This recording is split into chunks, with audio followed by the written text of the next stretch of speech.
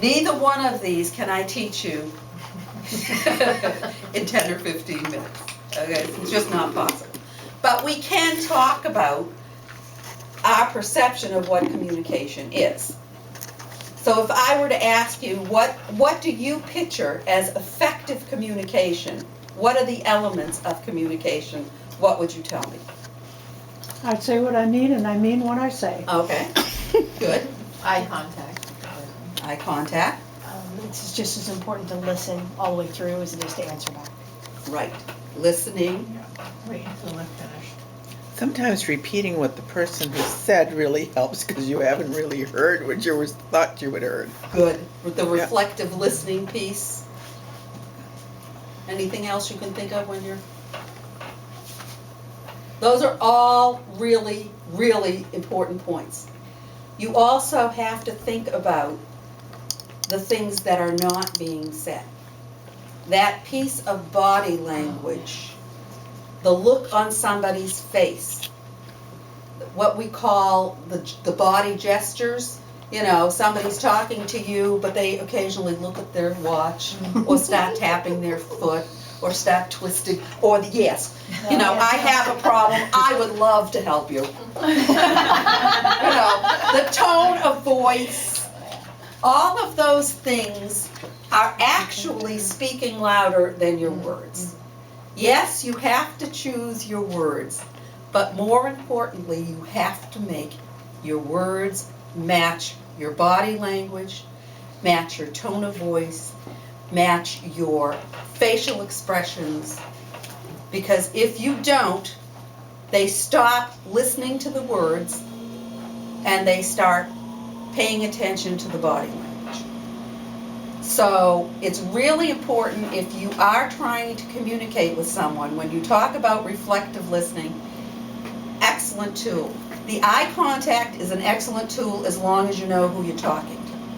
Because there are some people, and I have made this mistake, especially in education, or when you're in another area, you're dealing with somebody from another culture. If they're not making eye contact, we immediately think they're being, you know, they're not listening to me, they're being disrespectful, whatever it is. It may not be that at all. It may be that their culture says if you make eye contact, you are being disrespectful. So eye contact is very important, but you've got to be kind of careful, because if I make eye contact and I never break eye contact, then I have stopped, you know, I have put a barrier up between the person I am speaking to and myself. Another thing people don't think about is space. Huge thing. You know, I can get pretty close to people, or they can get pretty close to me, and I don't think anything about it. You know, I don't get, but I have a daughter whose personal space is literally out here somewhere. So I'll be talking and I'll get maybe as close as Cece, and she'll go, Ma, do you have to get so close? So that's a way that we can be paying attention to our communication clues. There will be something to let you know that you're too close. Okay? They'll step back. There'll be something in their body language that says, you know, back off. I don't want this.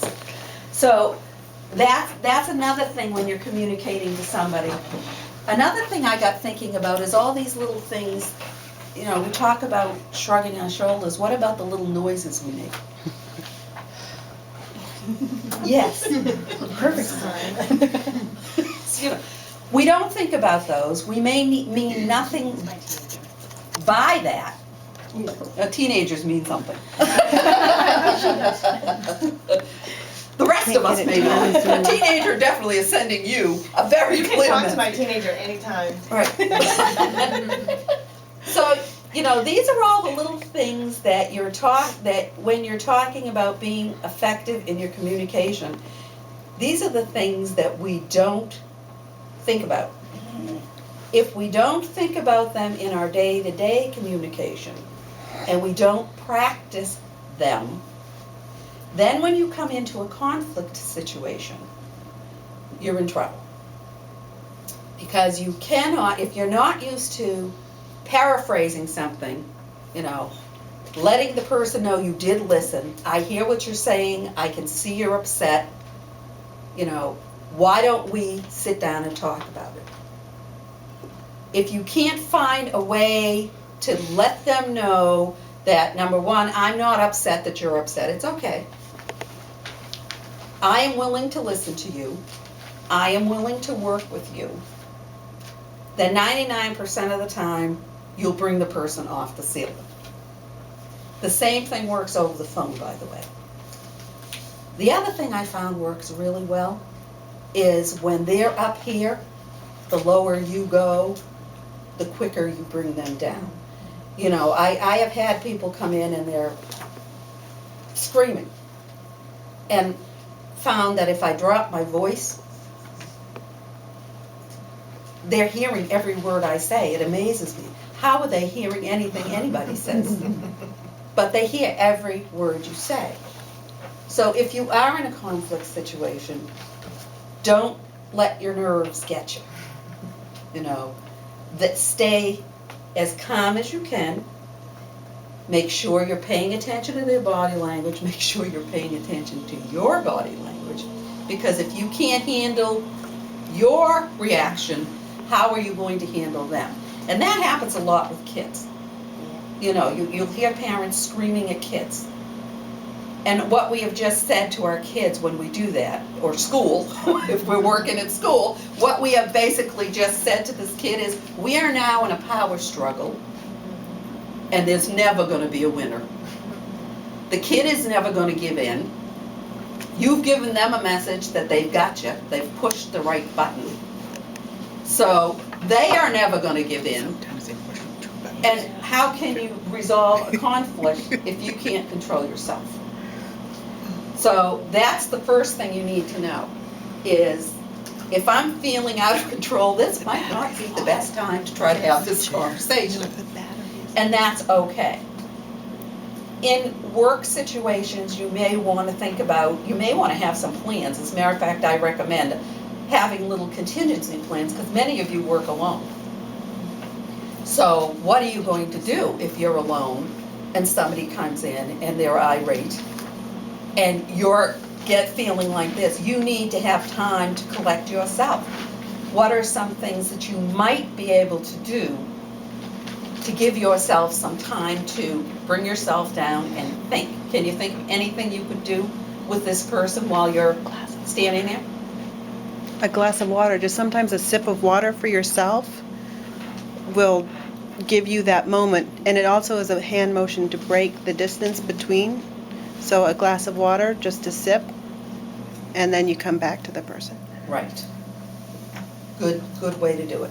Can you think of anything else you might do or say to kind of give that little pause? I need to think about it. You'd say that to them. Oh, yeah. I need to think about it. My kids in school, I've said the same thing when they come in with the tantrum. Oh, I got to think about this a minute. Right. Let me think about it. Right. But did you see what you just did when you did that? And your tone of voice was not Yeah. negative, it was not threatening, it was not dismissive. All of those things were perfect. I just need to think about this for me. If it works with a kid, it will 99% of the time work for an adult, because we are human after all. So what else might you do? Well, I used to work as a manager of a camera store, and we get irate people. And I found, and I think you've kind of talked about this some, but the higher, like you said, the crazier they are, I would actually just not respond. I would give them no energy back. It was like rubber, instead of being a bounce wall, it would like just absorb through me.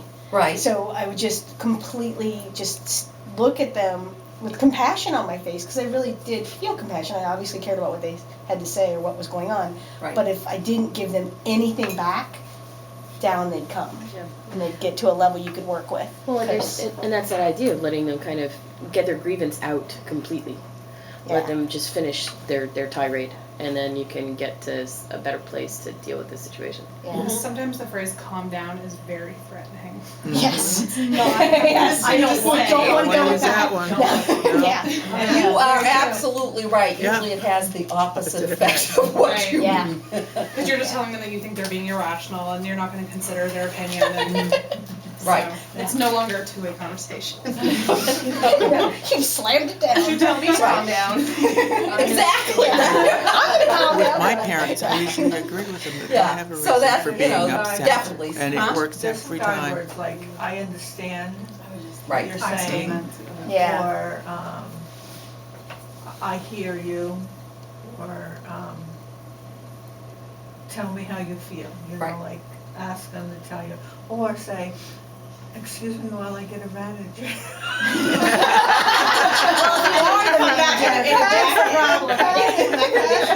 There is a manager. Yeah, there's a manager. Because that's what they get paid to do. Yep, that's what they get paid to do. The other thing that sometimes I will do is if somebody's really irate, I will say, just like we're having a conversation now, you know what? I think this is going to take us a few minutes to resolve. Why don't I get us a cup of coffee? Or would you like a cup of tea or a glass of water or whatever?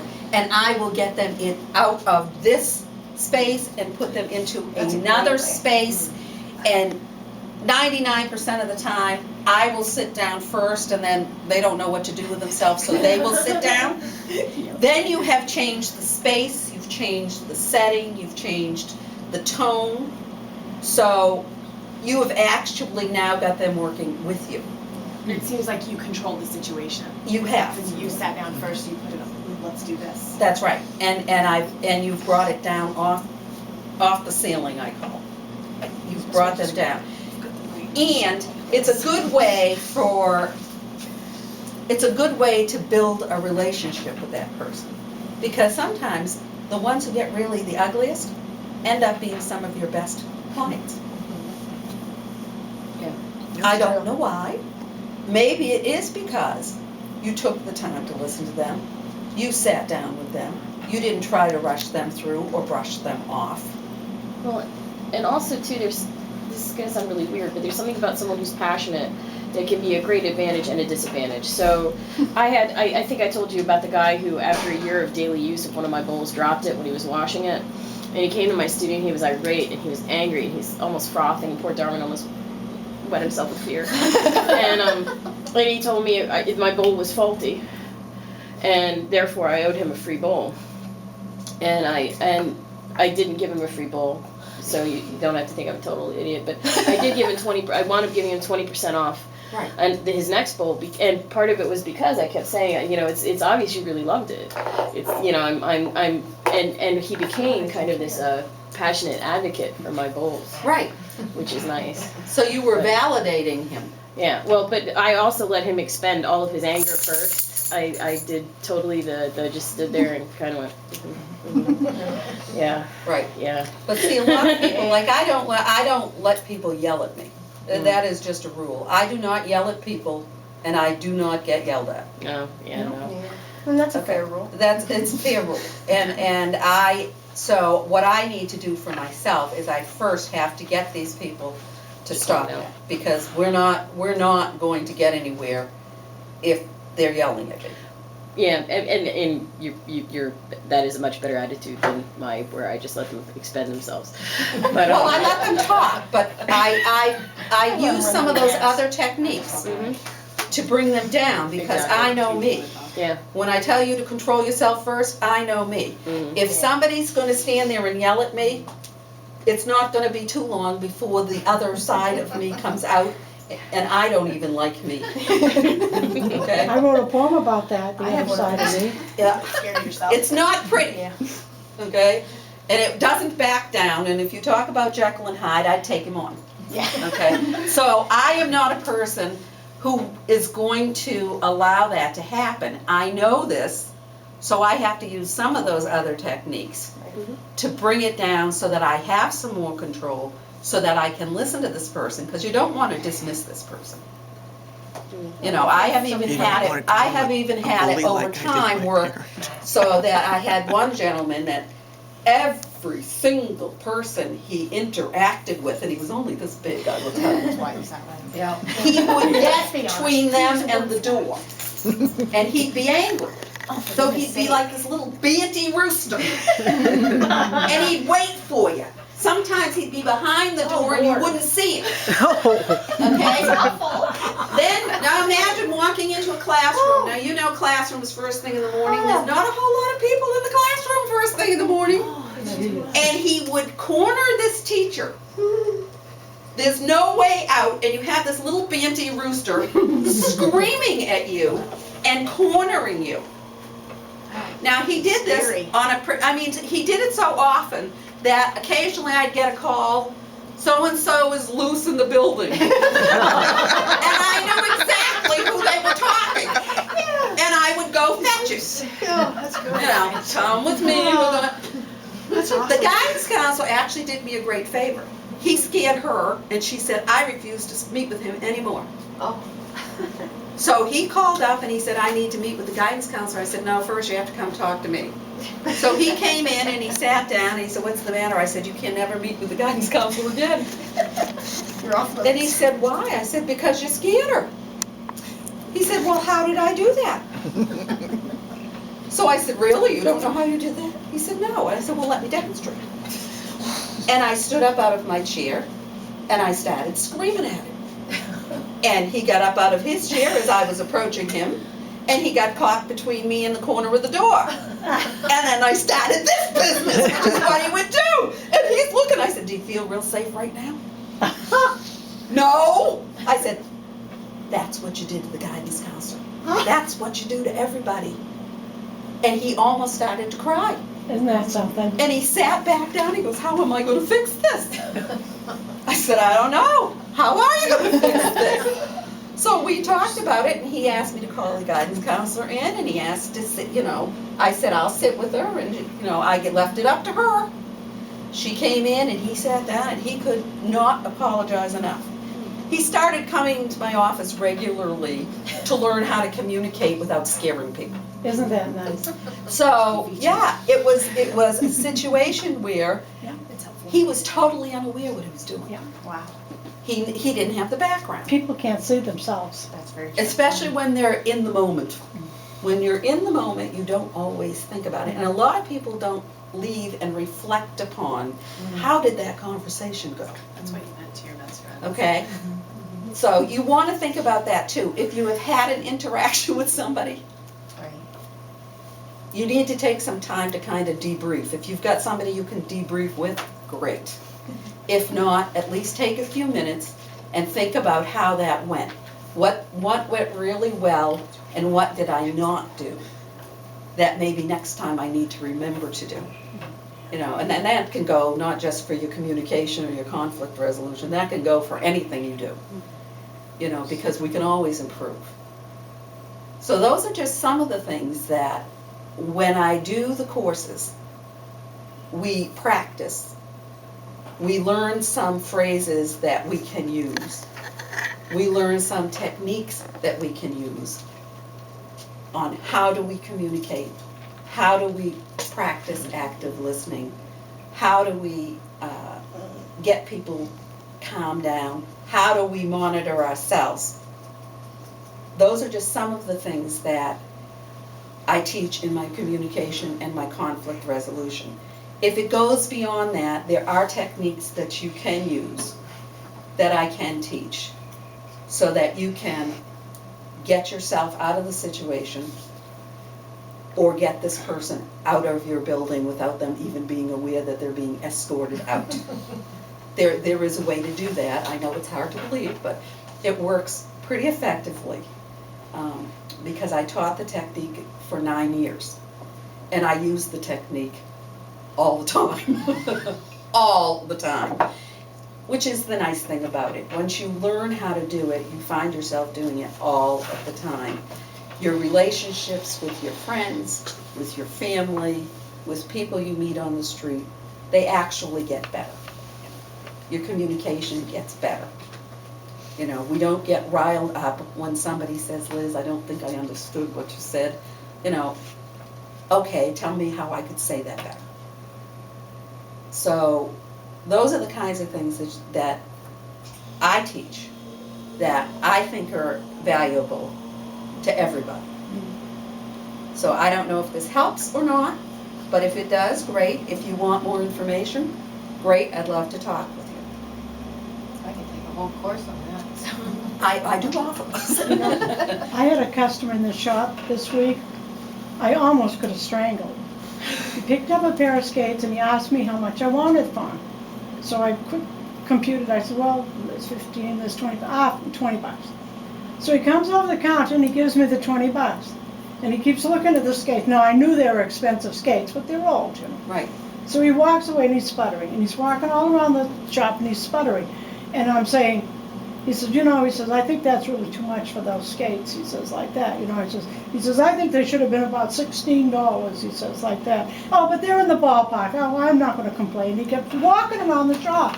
So Right. finally I just said, no, wait a minute. I said, you don't sound like a satisfied customer. Here's your $20. You can give me the skates back. He just looked at me, turned around, walked out the door. Yeah. Crazy. Yes. The other thing we might have done is just given him $4 back. I wouldn't have given him $4 back. I would have taken the skates and given him his 20. Yeah, well, it depends on whether you are in a position where you can do that because you don't really care. Right on. You don't really care. So that's a position you can be in. But if I have to make sales, Yeah. I have to. Yeah. And I want this guy to come back and I want this guy to give me a good recommendation. I don't want to see this guy That's again. right. Exactly right. But I mean, it's $4. I'd give him the $4. Right. I'd say, that's fine. I'd give him 2. Yeah, whatever. Yeah. Whatever you feel comfortable doing. You know, well, let's, that should've been maybe he 25, was a never person mind. who liked the dicker. Or what it, you know. Well, I think, you know, another thing you might have done is just what Marie did. I'll give you 2 back. I don't think they were 16. I think they were 18. What's that? I said, you could do what Marie just said, give them 2 back. Say, I don't think they were 16. I think they're worth more than that. So That's what I you know. told him. I said, they're a much better grade of skate than you probably realize. I said, maybe you don't know what type of skates these are. Yeah. But you know, some people like to dicker too. Oh, I know. I have a Yeah. feeling. So, and He then got his depends. chance to dicker. Skates were 14. Yeah. And then 16 had been Yeah. tonight Yeah. store was $4. But it, you know, again, it depends Because on. most people will say, well, I'll give you this for it, I'll give you that Right. for it. Right. But not It him. started that He way. pays for it and then he does it. Right. Yeah, that's. Which means he needs to learn the art of dickering. Which means he better not come in my shop anymore. Or he'll learn the art of fleeing. But you know, it just depends on what your purpose is Yeah, and who right. you are. My husband is a big one. If he's selling something, somebody says, how much is it? And he'll say, make me an offer. That's what I said, and he wouldn't. No, and many people won't. Yeah. And his feeling is, well, if you don't make me an offer, then I guess you don't want it. Yeah. And that's where it ends, which is fine. That makes him happy. I don't know how it makes the other person feel, but his item, I don't care. So it just depends on what your purpose is. Yeah. And understanding the other person, because it would be like the gentleman who was unaware that he was screaming and yelling. This guy might not be aware that you're willing to negotiate with him, and he doesn't know how to start the negotiation. Yeah. So Yeah. it just depends. Yeah. Anything else? Okay, then let's Thank move you. on. No, that was good. Thank you.